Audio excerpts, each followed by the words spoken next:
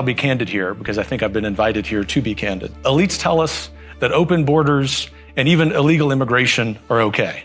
The average person tells us in the United States that both rob them of the American way of life. Elites also tell us that public safety isn't a problem in big American cities. Just travel to New York or Washington or Dallas, Texas.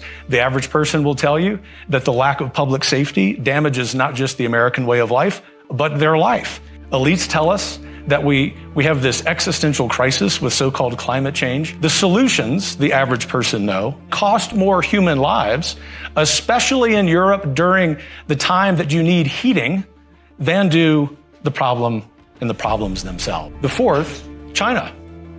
The number one adversary, not just to the United States, but to free people on planet Earth.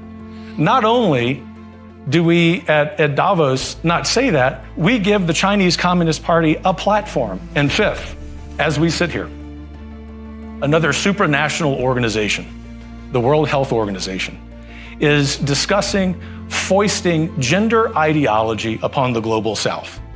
These are practices that are under review, if not being rejected, by countries in Northern Europe. The new president, especially if it's President Trump, will, as you like to say, trust the science. He will understand the basic biological reality of manhood and womanhood. And do you know why? Not because of retribution, not because he's a dictator, but because he has the power of the American people behind him. Let me just correct the slight assertion you made there. We want Ukraine to win.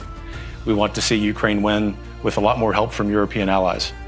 I think the United States has a role. Heritage has been clear about this for 2 years now, that there is a world in which we support military aid for Ukraine. Our first obligation in foreign policy is to look at it through the lens of what's best for the American citizen. Joe Biden has done a god-awful job in articulating what that is. The kind of person who will come into the next conservative administration is going to be governed by one principle, and that is destroying the grasp that political elites and unelected technocrats have over the average person.